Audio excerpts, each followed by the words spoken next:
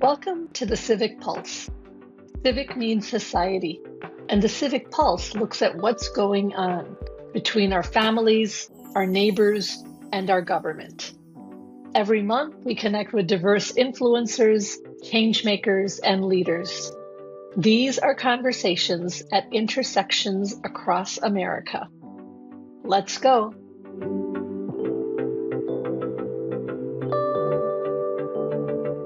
Thank you for joining us. Today's guest is Georgia State Representative Ruwa Romman. Ruwa was basically raised in Georgia and went to school in both Washington, D.C. and Georgia. She has been trained to be an activist and an organizer, and she announced her candidacy for the Georgia House of Representatives in District 97 in 2022. She was elected. So her first race, I believe, was the race that she won. So we're going to talk a little bit about Ruwa and Ruwa. Thank you for joining us. Would you start with potentially telling us a little bit about what got you to this moment in time, which is so incredibly interesting and challenging in American history? Yeah, it's first, thank you so much for having me. And it's always interesting to talk about my journey to elected office because the way that I kind of came about this is sort of the thing that I give people advice the most on, which is that don't actually plan your life around running for office because so many things can be changed, like just the maps alone, right? Where you live and what district you're in is actually completely out of your control because of things like gerrymandering. And I was one of those people that deeply loved the civic engagement part of life, right? The first thing I ever did was interfaith work and, packing books for Africa and extra medical supplies to places that need it. And it was from an interfaith perspective, working with communities and other faith traditions. But then what was really interesting was I went to college and I remember it was Jason Carter and Michelle Nunn were running as Democrats. So Jason Carter was running for governor, Michelle Nunn was running for Senate as a sort of like big, we're trying to shake things up in Georgia. And it was actually that campaign. They came to my college and they said, "Do you all want to be politically engaged?" And this was 2014. And I was like, I don't know what that means. I was always civically engaged, but the politics of it never fully hit for me. I've been voting since I was 18, but that was the extent of my activism. And I fell in love from the first door knock. I mean, I remember going back to headquarters in Atlanta going, "We can turn Georgia blue." And they kind of were like, "Bless your heart, that's really cute." But I actually deeply remember that feeling because I looked around the room in headquarters in Atlanta, which is a predominantly Black city. And one, there definitely were not enough Black people in that room. And two, there was no one else that looked like me. In fact, there was no one else that looked like the diverse population that we have in our state. And I was deeply lucky because this was around the time that Stacey Abrams had started her sort of work to get as many people registered to vote as possible, trying to grow the electorate, trying to change the electorate. And so that is where my work started, right? It was very much like door knocking. This was back when we had like paper instead of your app. That is why we were doing what we were doing. And so for me, like running for office wasn't necessarily a part of it. My friend Aisha Yaqub happened to actually run in the same district number I'm in now, but again, it was completely changed in terms of map. But she had started Georgia Muslim Voter Project, and I was really excited to help out with that because that's exactly what I was seeing. There weren't enough of us in these spaces. And that was sort of where my journey started. That's kind of how I got like quote unquote trained was I learned how to knock doors. I learned how to have the tenacity to, if I had a bad door experience, I would go on to the next one. I'd go on to the next one. And that is sort of where it all started. And it wasn't until, I moved away for grad school in 2017, came back in 2019 because my family lives here. My husband and I are both the oldest. We picked our city because it was equidistant from our families. And next thing I knew, I found out that they redrew the maps. I was in an open seat. My friends looked up my address. And the joke is that they were not like, "You're not welcome to my home anymore" for a little while. But it kind of just like turned into this crescendo. But it happened at a time where we literally launched my campaign in 15 days. It was not something I intended to do. It was not even on my radar. And sometimes that's just kind of how running for office goes, is that you just put in the work and whatever it is you're passionate about. And when that moment comes, I always say the best thing to do is to be ready. Just don't expect it. I love it. It's such a vibrant story of an American activist that comes to politics through activism and the passion for your values, right? So in 2022, you were elected as a Democrat, the first Muslim and the first Arab Palestinian in Georgia's state legislature. What does that mean? And what does that mean to both you and to all of us in today's America? Yeah, so I was the first Muslim woman elected to the Georgia State House. I was really lucky because we had three other Muslim legislators that were there with me, but I was the first Palestinian elected to any public office in the state's history. And the thing is, when you're a first, especially when you're a first and an only, right? So when you're a first, it's already a big deal because there is no manual. Nobody came before you to teach you what to do and what not to do. You're kind of making it up as you go and figuring it out. And in a state like Georgia, we don't get staff. We're technically a part-time legislature. In fact, right before this, I was on a call with my chief of staff about, hey, you really got to start fundraising again because you're not, we're going to need to keep this team together. And so everything that I did, just there was no map for it. And there was no sort of, here's the do's and don'ts. In terms of being a Palestinian, it was sort of even more sort of unknowns. I think there's a total of 5 of us elected in the entire country, 4 on the state level, and of course, Rashida in Congress. That's it. That is your legislative Palestinian team in this entire country.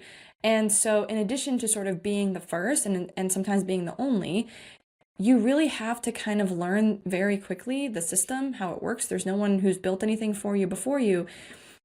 And the other thing is that in addition to representing my district, right, I've got 60,000 constituents, I also now represent every Palestinian in the state of Georgia. I am their voice. And every group is different. Every group has varying viewpoints, kind of like how we wanted to approach the election last year. That is a reality that I took very, very seriously. That when I took, for example, when I did an interview, I would always tell them, this is what I think, but here's where the rest of the community sort of, is thinking about this, right? I never wanted to inadvertently pretend that, disagreement wasn't there, that I somehow spoke for everybody and that we all agreed. There are some people that will do that. Wow. There are people that will come in and say, I am the only insert characteristic here. I speak on behalf of this community, and that's just how it goes. I actually think that's really detrimental to communities as a whole. And so instead, what I do is I show up for my district. I'm in my district. My priority is and will continue to be my district. Ironically, has one of the lowest Muslim populations in Gwinnett County. And I also represent Muslims and I represent Palestinians in the state of Georgia. And that's just part of who I am. Oh, and also I think the first Arab. So in addition to that, people forget this, but I'm a minority within a minority. The majority of Arabs in the US are actually Christian. And so learning to represent that dynamic and sort of trying to educate the public about that. Yeah, I really appreciate all of the intersections that you are speaking of, right? And all of the ways that you show up as yourself authentically, but then show up for all the people who are counting on you to represent them. And that's exactly what your title is. It is state representatives. Georgia is really an astounding state. It's growing by leaps and bounds, over 1 million new residents between 2010 and 2020. And it's growing in its racial diversity as it's growing in its numbers, because many of those new Georgians have been African Americans, Latinos, and Asians. How is this complicating Georgia's civic landscape? How is it complicating how politics and civics works in Georgia? I actually think that the path to our future as a country runs through the South and the Midwest, right? It runs through Midwest workers and Southern progressives. And the reason I say this is because I feel like in every community, there are 2 types of people, right? Those who want to change the way the world is so that it is better for everybody, and those who would much rather just have as close of proximity to power, thinking that that is power. And I think that is sort of where the biggest complexity comes in, right? The biggest complexity comes in not from our actual diversity, because the reality is that, a diverse coalition, that is both its greatest strength and sometimes its greatest weakness, but a strong coalition is one that understands that what happens to one of us will happen to all of us. What we open the door for will inevitably touch all of us. And that's been sometimes hard, because you will have Republicans that will try to use very legitimate, I want to be very clear, these are very legitimate grievances between different communities, and be able to say, well, I at least care about your business. I at least care about your bottom line. You'll hear, for example, Republicans in Georgia talk about how we're the number one place to do business. And I remember, and I to this day continue to ask, but for who? Because if you look at our statistics right now, we are actually the 7th worst state for small businesses in the country. 25% of small businesses actually fail within the first year. 25%. And so who is it best for?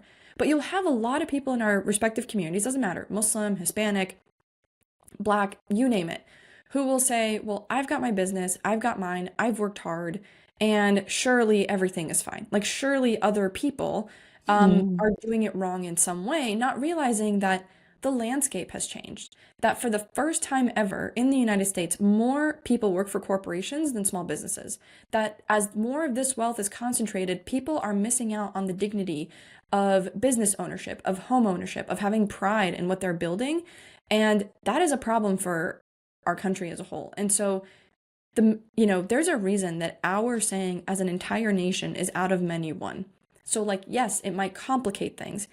And simultaneously, it actually does provide a lot of room for strength, because if you learn to not hurt other people, then you're focusing your efforts on building. And I think even in those challenges that Republicans will try to sort of use to their advantage, you also have a lot of opportunity.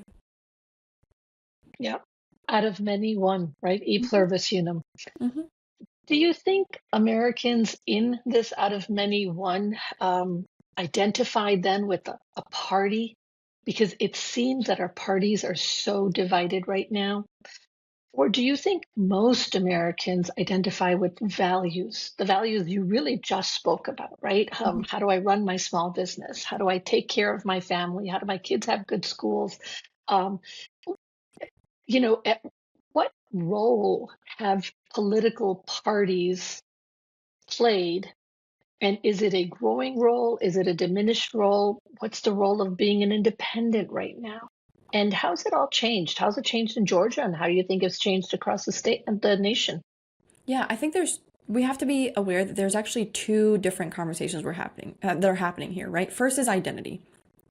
The majority of Americans, from my understanding, don't really identify with a party, right? They might be registered so they can vote in a primary, but a lot of them are literally not card-carrying Republicans, card-carrying Democrats. In fact, right now as Democrats, there's an identity crisis because we don't know what we believe, right? You have two, frankly, warring factions in the party right now, and it's populism versus let's try to just keep brute forcing this and maybe something will work. That's never going to happen. And I think but on the flip side, right? On the flip side, being an independent is hard because states as a whole have a lot of requirements for getting on the ballot.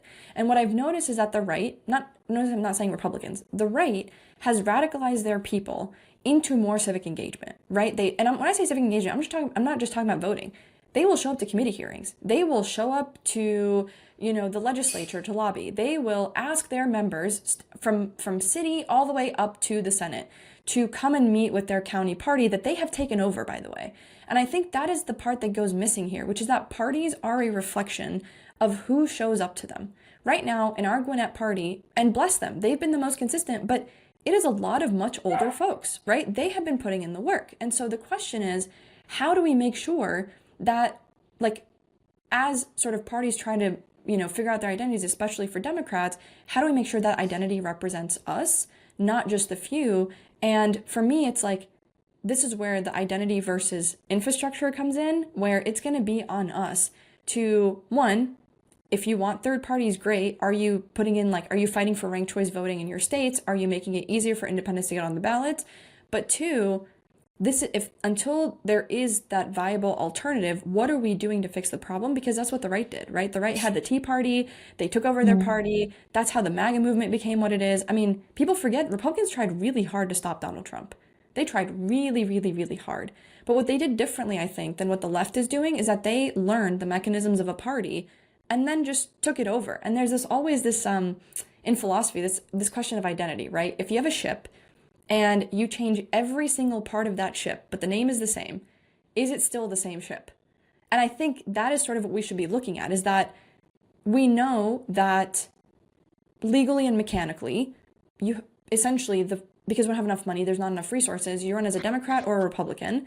But from there, what are the values that you are representing? For example, I run as a Working Families Party member, right? I might be a Democrat on the ticket, and people know that that is the sort of faction of the party, the values that I espouse. And so similarly, that's what I tell people, is that in the meantime, what kind of infrastructure are we building to keep our people accountable? Mhm. And I appreciate that you spoke about, the work you're doing and how you're framing yourself as a politician, right? Um, the Democratic Party, as you said, is in the midst of an identity crisis. 2024 was quite an abysmal year in terms of the party not really hearing the people that it purported to serve, um, and then assuming they would win because some of their constituents, quote unquote, may have had no choice according to leadership in the Democratic Party, and then finding out no, people did have choices and they moved away from the party because they felt the party did not have their back.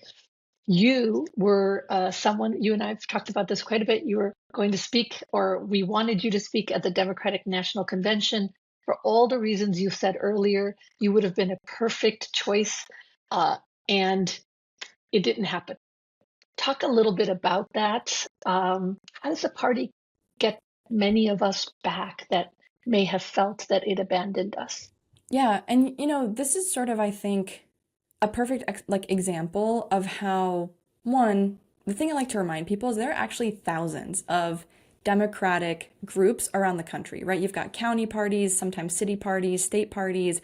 Then you've got like the DNC, the DLCC, which is responsible for legislative races, the DCCC, which is congressional, the DSCC. There's like so many acronyms, right? But like, my point is that it's so funny. I've always had a rule that I just don't mess with the DNC because it doesn't influence me. Like, there's nothing, like, they have a role to play, but that role is, seasonal, right? Every about 4 years, their job is to be a legal vehicle for the presidential campaign. The work that happens when it comes to party building, like if you want to pick better people to make decisions at the DNC, at the party as a whole, you need to be going to your county meetings, right? You need to be taking over your county. I actually saw a video the other day of this like really sweet girl. She looked like she was like a recent college graduate, and she goes, "Let me tell you about how I took over my local county Democratic Party." And she goes, "I showed up to the meetings consistently, and I knew social media." Because, like I said, these are like older folks. They would love the help. It's actually not, doesn't always have to be adversarial. And I'm putting all that context to say that, one, I'm somebody who doesn't mess with the DNC since Bernie 2016, right? I just knew that is not where change happens. Two, I was actually in Illinois for a panel with Arab American Institute. I didn't even have DNC credentials. In fact, I had texted the executive director of the Democratic Party of Georgia, like, "Hey, if you got any extras, would love to have it." Obviously they didn't. I'm just curious. Like, for me, it was like curiosity, right? Like, I just wanted to see what is even a DNC convention in real life, right? I've only ever watched them virtually. And then, uncommitted folks were asked in like several interviews, and they said, "Yeah, we've actually been submitting names." And that's when the people started coalescing around my name because I was in town. In fact, I changed my flight and hotel like multiple times. I was like a little nomad. And I say all this to say that these moments that happen, right, that become defining moments in history, sometimes they really do happen in the most unexpected of ways. Like, I still look back on that week and I'm like, how did we get there? But what I've tried to explain to people is that that moment wasn't about me as a speaker. We just needed a Palestinian on that stage, right? My name became more public because I'm an elected official. People knew I could handle the public scrutiny, and we kind of ran with it.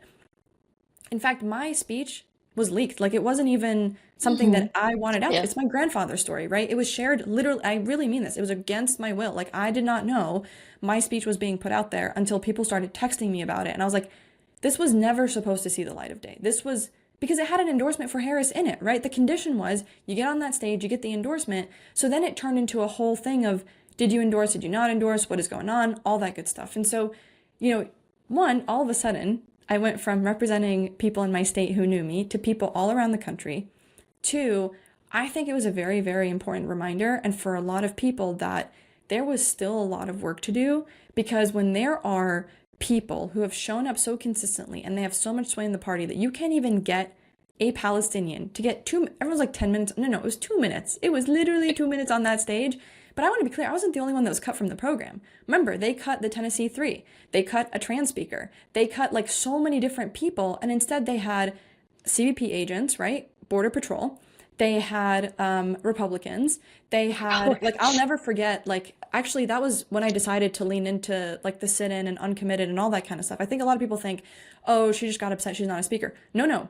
It was me seeing Jeff Duncan on that stage, the same man whose last act as lieutenant governor was to pass a bill that banned abortions for everybody, right? A 6-week abortion ban that has literally taken the lives of so many people and has increased maternal mortality rates. I mean, it is horrible.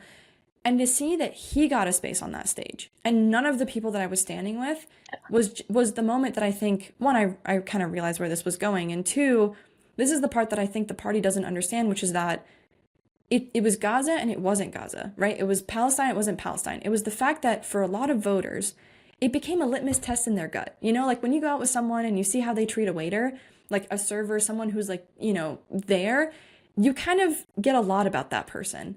And this was the same thing politically, is that even if voters couldn't explicitly name you people who were responsible for X decision or, you know, this back end consultant that did this or whatever, voters in their gut, there was nothing that proved to them that if we won as Democrats, we would fight hard for them, right? It was, who are we even going to be fighting for? Who are we even going to be like working for? And I think when we talk about identity crisis and that kind of thing, this is how it all connects together, which is that voters want to know, are you definitely going to fight for me? And the thing about Trump is that because he's a con man, he's really good at it. He's really good at telling people what they want to hear. And if you're not even willing to tell people what they want to hear, let alone commit to policy positions, for a lot of voters, that is a really, really hard pill to swallow. And as you said, they did feel like they had a choice. I don't think we're better off. I don't want to be here. I want to be able to go work on the constituent services I used to work on. But now it's a whole different world and my team is overwhelmed and everything I said would happen has happened. And at the end of the day, the ones suffering the most for it aren't the people who made the decision about who goes on that DNC stage, right? It's us. It's the frontline Democrats that are like fighting every day. It is the people who don't get listened to. And that's why I'm so passionate about like, look, I know these factions exist. And I know like people who identify this way actually agree with us more. And I think it's time for us to take over. And you know when people ask like, oh, what's going on? How do we fight this? How do we do this? And I said, you know, November 5th was the election. And we all got up November 6th and we took our kids to school and we made breakfast and we went to work. And those of us who are activists and those of us who are political leaders, we also went back to helping this community be even better, helping our nation be even better, helping fight for those who are underserved, underrepresented, and those we do not serve at all. And so nothing changed. What we would have hoped was that it wouldn't be even harder. And that's then something that our political parties have to think about. Having said all that about the Democratic Party, what is one thing that President Trump is doing right? You're in Georgia. Gotta ask you, girlfriend. The thing is, this is, I think, something that rankles a lot of people, but I'm at a point now where I don't feel like, or I don't even feel the need to do politics the way it used to be, right? Like back in the day, they would ask you on the debate stage, you know, give me one good thing about your opponent. The problem is that this presidency is so different than any other ones before that even if he did something right, I'm not interested in talking about it because the bad things that he is doing erodes everything else. And what I mean by that is, let's talk about the recent executive order on pharmaceuticals, right? He was like, I want the United States to not pay more than every other country. And you're thinking, that is a great idea. The problem is the president doesn't have the power to do that. And what he's doing is he's trying to set up the kind of constitutional crisis where the public agrees with it, right? We have been really lucky in that the previous constitutional crises as it relates to, you know, imprisoning Palestinian protesters like Mahmoud Khalil and Rumaisa and Mohsen, all of those people are part of a constitutional crisis, right? They are being held because of their free speech. And it is judges compelling the Trump administration especially because, frankly, of like public outcry, that are saying, no, this is not okay. The thing is, Yeah. what we are doing is, even in the moments where he is right in a way that is so bad that what we're eroding isn't, we're not going to come back from that, right? Right now, the reason those people were let out is because judges demanded. Those activists are, except for unfortunately Mahmoud, but like those activists are being released because a judge compelled them to. But if we are okay with the president signing an executive order and then a judge being like, no, that's not okay, and then the public is like, this is unacceptable, that's a problem. And that's why I like what Rokan is doing, where he said, I'm going to take this executive order and I'm going to turn it into a bill so that we do it right. That is how you're supposed to do it. And I'm not here to say that we should follow procedure for the sake of procedure because people desperately need help, right? Unfortunately, right now, government has become nothing more than a vehicle for the rich to get richer, while the rest of us either get poorer, see worse outcomes, get thrown in jail, you name it. That's not what I'm saying at all. But what I am saying is that as much as I wish that I could be the typical bipartisan person, even my colleagues, this was easily the hardest legislative session I've ever experienced, because my colleagues have been enabled in such a way that I will never forget the second to last legislative day where I literally went home completely disoriented, because the kind of things that passed, even though they were quote unquote right-wing priorities, would have normally never passed out of the House. We were supposed to be the smarter chamber, and they didn't. And so that's why I not to like sidestep the conversation, but I do want to make sure the community understands that this is not partisanship. This is actually that we barely have rules left that work for us, and I'm trying to protect what little we have left. And I hear you. And yet there is that tension that you named earlier, right? For families who are looking for drug prices to be lower for their parents, for their grandparents, for families who are looking for support for having children, for families who are looking for, like, they kept campaigning on this egg prices to go down. Like, when those things happen, we're in a tension point where we're like, that is what needs to happen. Yep. But look who's doing it and look how it's being done. And you know what? And that brings me to my last question. 2026 is just around the corner. Some amazing races are opening up. Seats are opening up because people are retiring in Congress. People are moving to other races. And in states like Illinois, Georgia, and others, if you cannot run in two races at the same time or be on the ballot for two things at the same time, you've got to make some decisions. There's going to be a lot going on. What is next for State Representative Ruwa Romman? Yeah, I mean, there is still so much to do in my district, right? And I'm not trying to be coy here. Like, there have been, people have jokingly said, oh, we should run for governor and travel the state and really set a better agenda, that, you're not going to win, but you're at least push XYZ. But I think that at the end of the day, my district elected me literally one term ago. I'm not even done with my second term here. And until I would much rather see where everybody is. And I'm really lucky. I've got actually a great team around me that, unfortunately, sometimes in the political world, you'll see a lot of consultants that will try to push, like, they'll find a good candidate and then they'll try to push them to the next thing. In fact, I will never forget the day I won my first ever election, I was being asked by reporters, what's next? And I was like, I literally haven't even been sworn in yet. I don't know what's next. And so I think it's for me, it's continuing to build that foundation, right? Continuing to empower and explain to other people how this actually works versus how they think it works, because with knowledge comes power. And that way we don't feel as like helpless and hopeless about what is around us, because I do think it's changeable. I do think that, I don't think people realize, especially on a local level, how little effort comparatively, and I put that in quotations, but it's true, comparatively, like how little it takes to make a big difference. And so that is sort of what I'm focused on. I'm also going to be helping good candidates, right? I'm going to be explaining to the community who I think is a good candidate. I have people calling me for endorsements now, and I'm very honest with them. I say, listen, I'm not a one issue voter, but I am the only one representing, for example, the Palestinian community. And I would like to know how you intend to approach this issue as it continues to come up for our base. That is just the reality situation. And also, what about all these other progressive things, like raising the minimum wage, like ending right to work, like supporting our unions, like addressing climate change, all of those kinds of things. And so that, I think, is what's next for me, and identifying ways to hone that and use that for the betterment of, all of Georgia. And Yeah. the one last plug I will say is that actually 2026 is not the only thing coming up. We have municipal elections happening right now. So, if Palestine is something you really care about, police forces go and train with the Israeli army, right? You have an opportunity to get involved in your city council races happening right now, this year, to make sure that doesn't happen. We also have what's called the Public Service Commission races coming up this year. In fact, the primary is June 17th, and then November is the general.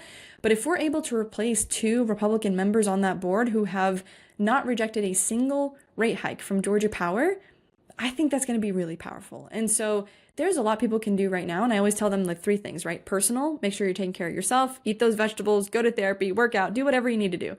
Community, are you able to knock on your neighbor's door and ask them for some sugar, ask them for some part, whatever it is that you need, right? And if not, get to know your neighbors. And political, right? Pick one political thing that you're focused on for the next 3 months, for the next 6 months, for the next year. A lot of these races, particularly city council, are going to be those races. Mm-hmm. Really appreciate your talking about the municipal. In Illinois and actually across several states, April 1st was election date. And so we had our municipals. We had hundreds of really diverse, great opportunities that people took advantage of to run for office in our state. I know Georgia has some great candidates across the nation, New Jersey, California, Wisconsin. We know about the Supreme Court justice race in Wisconsin. So really critical. Elections happen every year. Like what we tell our communities, elections happen every year. Do not wait for midterms. Do not wait for a presidential election. It happens every year, and we have to be part of it. One fun fact for everybody is that there are about 500,000 contested races, right? Especially in the, even numbered years, and half of them go uncontested. Literally half. And so, never ever underestimate your ability to shift the landscape by throwing your hat in the ring and learning how all of this works. Very powerful. Thank you. That's actually a great way to end this. I want to thank Georgia State Representative Ruwa Romman for joining us. Again, your service to yourself and your family, your community, and to the nation and across the globe is something we both all admire, is inspired by, and just like as a dear sister, support in every way possible. Thank you. Thank you so I want to thank our listeners and our viewers for joining us for this episode of the Civic Pulse Podcast.